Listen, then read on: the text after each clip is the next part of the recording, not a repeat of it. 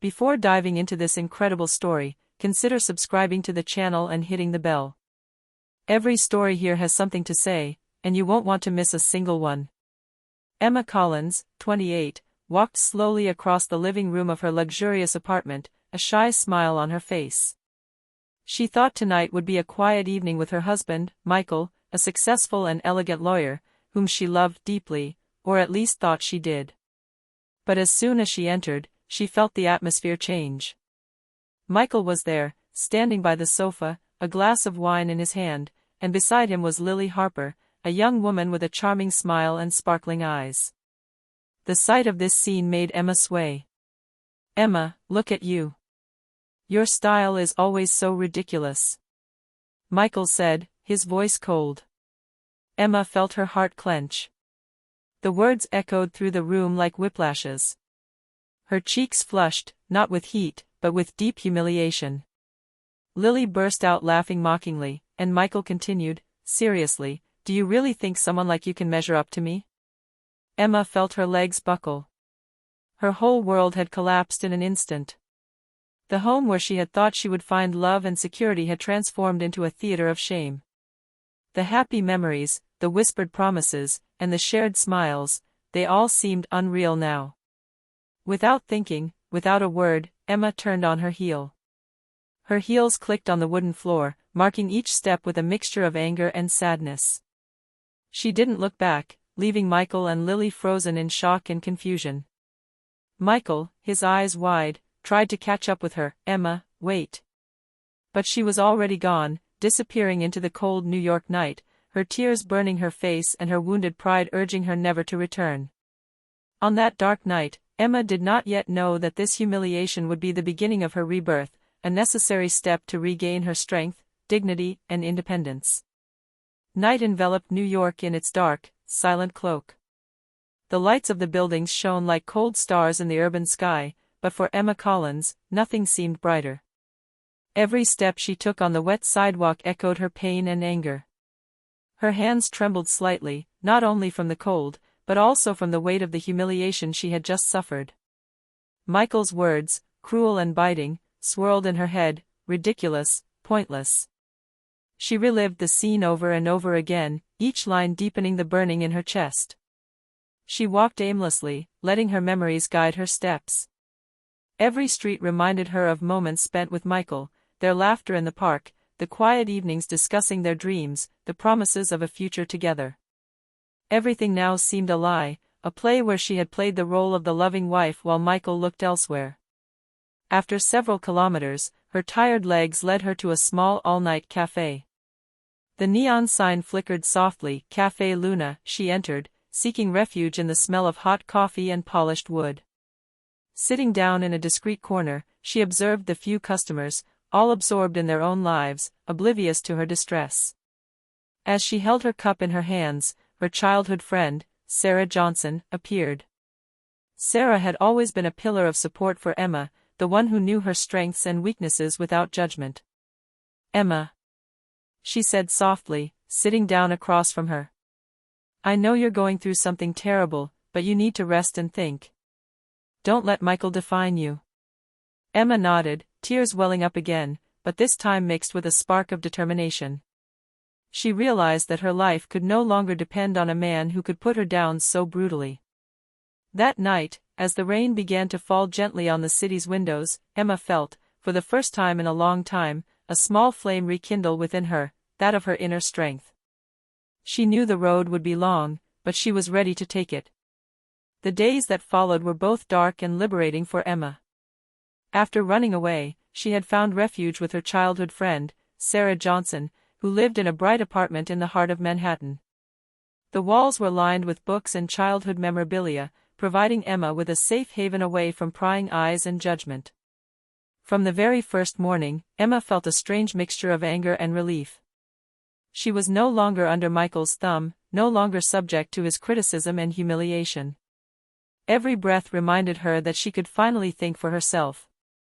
Sarah accompanied her everywhere, to the parks where they had played as children, to the cafes they had frequented as teenagers, and especially to the art galleries where Emma had once given free rein to her creativity. Painting, writing, photography, everything she had abandoned to satisfy Michael's expectations was slowly returning to her life. One afternoon, sitting in front of a blank canvas in Sarah's studio, Emma felt an emotion she hadn't felt in years: freedom. She dipped her brush into the red paint, letting the colors express her anger, her sadness, and her newfound strength. Each stroke seemed to erase a little more of the humiliations of the past. "You remember, Emma," Sarah said, watching her friend work, "you always had this gift for capturing emotion in your paintings. Don't let anyone steal that from you, ever." Emma smiled weakly, but a new determination shone in her eyes. She understood that her true rebirth would depend not on Michael's apologies, nor on his recognition, but on her ability to rebuild herself and redefine her life according to her own rules. The nights were sometimes harder. Alone in the guest room transformed into a sanctuary, Emma thought about Michael, his arrogance and his contempt. But instead of crying, she transformed this pain into energy to get back up, to reinvent herself, to become the woman she had always been deep down but that Michael had never wanted to see. Little by little, Emma began to plan her new life. Projects she had put aside resurfaced, resuming design classes, organizing a small exhibition of her paintings, reconnecting with professional contacts she had neglected. Every idea, every project, every decision was a step toward her newfound freedom. And for the first time in a long time, Emma felt a thrill of excitement. The future was no longer a prison, but an open field, filled with possibilities that only she could decide to explore. A few weeks after his departure, Emma began to regain her balance. Her painting now occupied her days and her mind. But one day, while she was strolling through a local bookstore, a small detail caught her attention. On the cover of a local magazine, an article about Lily Harper, Michael's mistress, was featured. Emma approached, curious despite herself. The words leapt out at her: fashion scams, financial manipulation, fraud network exposed. A small smile played on Emma's face. This young woman, whom she had initially envied and despised, was not the perfect partner she had imagined. On the contrary, Lily was an illusion of glamour, fragile and manipulative, just as Michael had been blinded by her charm. Emma sat down in a chair in the bookstore and read the entire article. Every line seemed to give her back a little power, a small, silent revenge she hadn't even planned. She realized that her pain and humiliation had another meaning: they had pushed her to open her eyes to the truth. This discovery not only made her smile, it motivated her. Michael, believing he could hurt and control her, had never considered that Emma would emerge stronger and more aware. She began to consider the possibility of not just rebuilding herself, but of strategically regaining control of her life. That evening, at Sarah's, Emma shared her discovery. "Do you realize, Sarah," she said, placing the magazine on the table, "Lily isn't who Michael thinks she is. And I don't need her validation anymore." Sarah nodded with a knowing smile. "Exactly. And remember, Emma, sometimes the best revenge is living well, without them." Emma felt her heart fill with new energy. The humiliation she'd suffered was no longer a burden, but a catalyst. She had found strength in the truth and the realization that Michael and Lily no longer had any power over her. For the first time in a long time, Emma slept that night without nightmares, with a sense of peace and a spark of nascent strategy. She was going to take back control of her life, and show that she was not the weak woman they thought they could humiliate. As Emma gradually regained control of her life, Michael Collins was living a nightmare he had never anticipated. After Emma's abrupt departure, he had tried to ignore her, thinking she would return as always. But the days passed, and she didn't come back. Every room in the house seemed empty without him. The laughter, the conversations, even the small, everyday arguments were missing. But it wasn't just the emptiness that troubled him, it was the guilt. Michael was beginning to understand, too late, the extent of his cruelty. He called on friends, colleagues, professional contacts, even private social media to try to locate Emma. His phone calls often went unanswered, and each failure amplified his anxiety. His nights were now filled with obsessive thoughts. Where is she? What is she doing? What if I've lost her forever? Michael realized he'd never truly appreciated Emma's worth. He'd taken her for granted, humiliated her in front of another woman, and now, he found himself helpless in the face of the magnitude of his own mistake. One night, after hours spent searching for clues, he collapsed into the living room armchair. His hands were shaking, his eyes were red and tired. Panic consumed him. For the first time, he understood that love could not be commanded, and that the trust he had shattered could not be restored with a simple word or gesture. He whispered to himself, "Emma. I didn't know. I didn't think that." But no words could undo what he had done.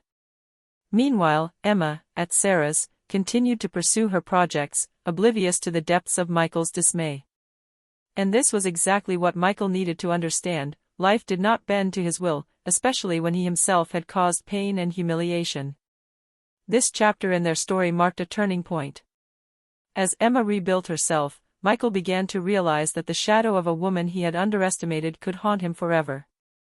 Panic wasn't just a passing emotion, it heralded the beginning of a frantic quest to find Emma, and perhaps try to redeem himself. A week later, Emma decided to go out alone to clear her head. She was strolling through a busy shopping mall, enjoying the window displays and the hustle and bustle of passers-by, when a sudden movement caught her attention. Michael. He stood a few meters away, his eyes scanning the crowd with an almost desperate intensity. His clothes were wrinkled, his shirt partially unbuttoned, and his face bore the marks of sleepless nights. He was frantically searching for someone, and finally he found her. Emma's heart was racing, but it wasn't fear. It was a complex combination of emotions, anger, pain, but also a strange surge of power. She knew he was there because he wanted her, not because he'd changed.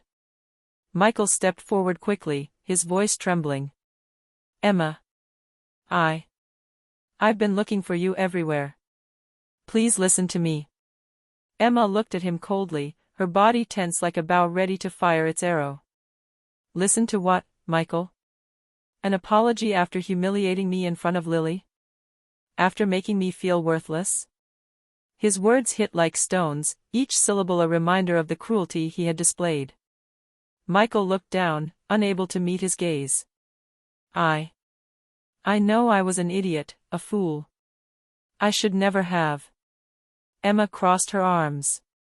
"Words aren't enough anymore. You've broken my trust and my respect. And trust me, Michael, that's not something you fix by just saying, sorry. Michael looked up, silently pleading. "I'll do anything you want. Please don't go." Emma took a deep breath, feeling the anger and pain transform into a quiet strength. "Listen to me," she said calmly but firmly. "I am no longer the woman you could humiliate and control. I have rebuilt myself, I have regained my strength and dignity. If you want to stay in my life, it will take more than words. It will take respect, consideration, and above all, real change." Michael, stunned, remained silent. For the first time, he understood that this was not a mere warning, it was a challenge that he could only meet with great effort and sincerity. Emma turned away, leaving Michael motionless, his heart heavy and his soul filled with regret. She was no longer the same woman she'd been before. She had regained control of her life, and this confrontation had only confirmed one thing: her rebirth had just begun, and Michael would never be at the center of it. After the confrontation in the mall, Emma felt lighter but still filled with a mixture of anger and sadness. Michael had been there, pleading, but his apologies seemed hollow compared to the extent of the humiliation she had suffered. The next day, Emma decided to confront him again, this time in a quieter cafe, to get things straight. She wanted every word, every emotion, to be heard. Michael arrived, his hands slightly trembling, his eyes pleading. He sat down opposite her, unable to meet her gaze for the first few seconds. Emma took a deep breath and began in a firm but controlled voice. "Michael, you have to understand something. What you did wasn't just a simple lie or a mistake, it was deliberate humiliation. You belittled me in front of Lily, and you thought you could fix it with a few words?" Michael looked down, his throat tight. "Emma. I know. I realize my mistake. I didn't mean to hurt you so much. Emma shook her head, her face marked by pain and determination. But you did. And it's not something I can just forget.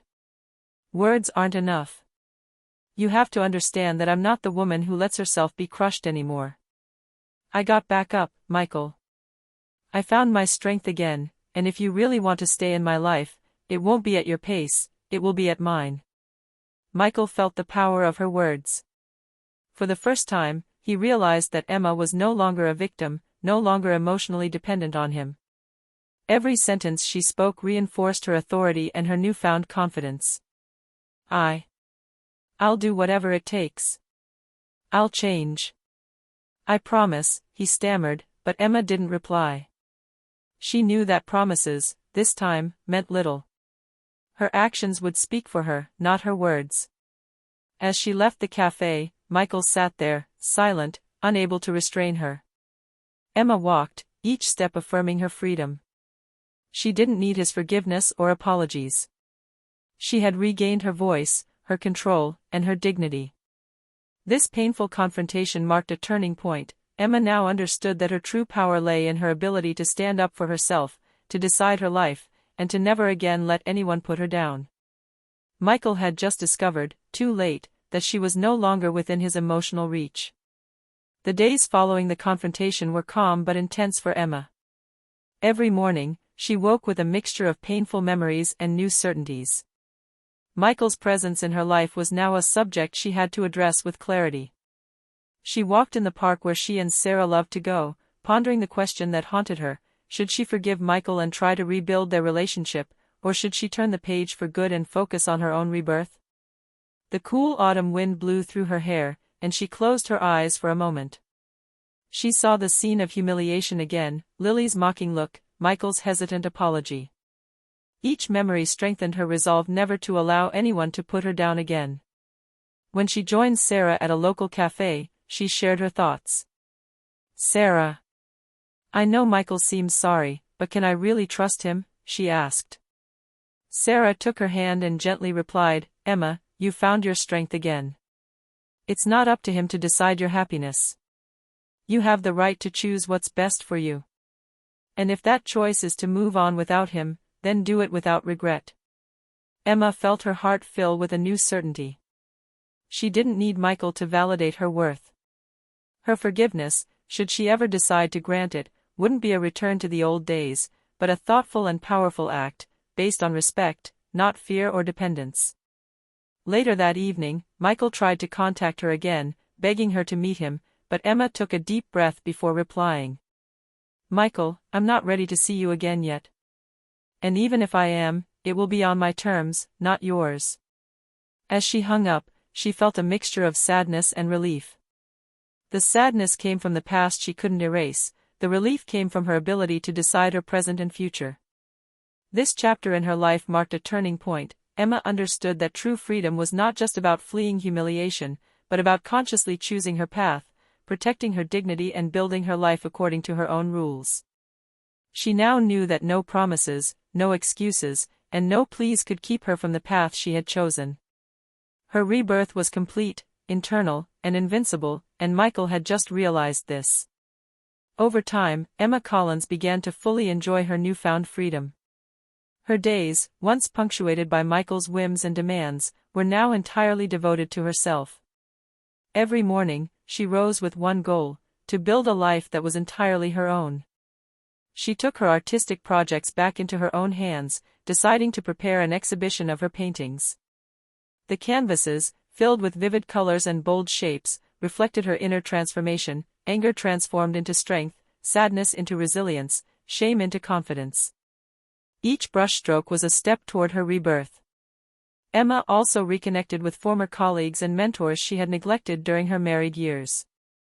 They were amazed by her transformation. She radiated confidence and determination. "Emma, you are incredible," a mentor told her at a meeting. "Your strength and vision are impressive." In her personal life, she regained complete control. She made new friends, strengthened her bond with Sarah, and made new plans for the future. Every social interaction reminded her that she no longer needed Michael's approval to feel worthwhile. Meanwhile, Michael continued to make excuses for his presence and his past mistakes. He sent her messages, begging her to see him again, but Emma remained impassive. She had understood that her true revenge lay not in confrontation or direct vengeance, it lay in her life itself. One evening, while organizing a photo shoot for her paintings, Emma paused to consider how far she'd come. The woman standing before her in the mirror was no longer the woman Michael had humiliated a few weeks earlier.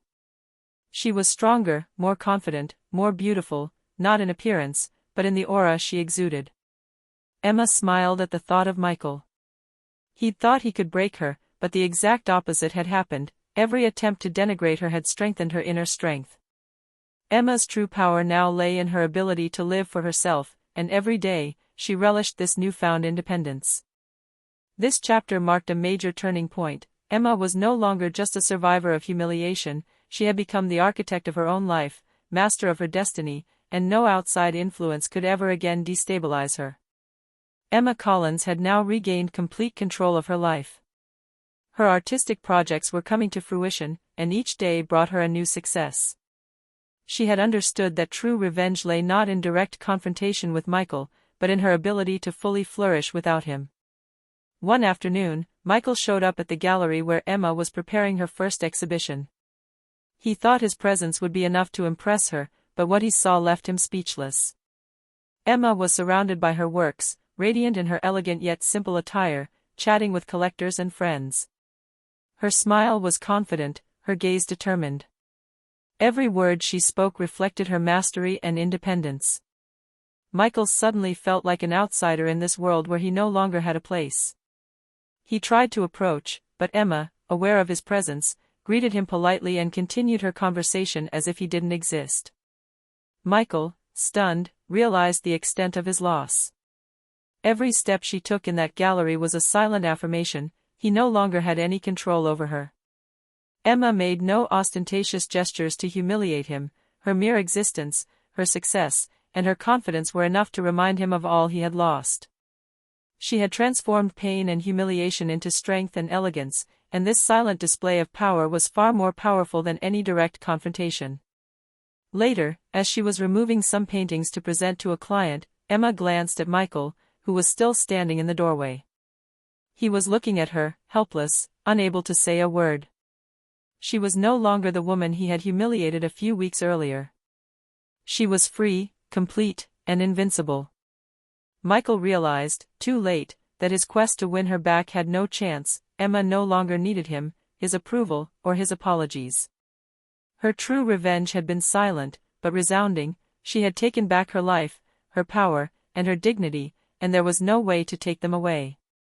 This chapter sealed Emma's transformation, from humiliated woman to woman in control of her destiny, living proof that resilience and determination always surpass cruelty and selfishness. A few months had passed since the humiliation and confrontation with Michael. Emma Collins had transformed every emotional scar into strength and every disappointment into opportunity. Her life was now completely under her control, and she savored every moment of this newfound freedom. On the evening of his inaugural exhibition, the gallery was packed with friends, collectors, mentors, and admirers of his work. The paintings told his story without a word, vivid colors, bold shapes, a blend of raw emotion and artistic mastery. Each brushstroke was a symbol of his transformation. Michael stood in a corner, unable to approach. He watched Emma, radiant and confident, surrounded by admiration and respect. He realized, painfully, that everything he had lost could no longer be given back. She was no longer the fragile woman he had thought he could control, she was now a force of nature, independent and fulfilled. Emma, aware of his presence, smiled politely at those who congratulated her and continued her evening. She had no need to prove anything to Michael. Her true victory lay not in her suffering or her revenge, but in the life she had created for herself. At the end of the evening, Emma stood alone in the gallery, contemplating her works and the transformation they represented. She took a deep breath, feeling inner peace wash over her. Every step of the way, the escape, the rebuilding, the discovery of the truth, the confrontation, and the difficult choice, had led her to this moment of fulfillment. Michael stood outside, silent, a helpless witness to his rebirth. Emma, for her part, knew that true freedom lay in not depending on anyone for her happiness. She had found her strength, her dignity, and her happiness, and no past humiliation could ever take them away. The road from humiliation to rebirth had been long and painful, but Emma was now invincible. She smiled, her heart light, ready to embrace a future where she would always be in control of her life, and where her past would be nothing but a memory transformed into strength.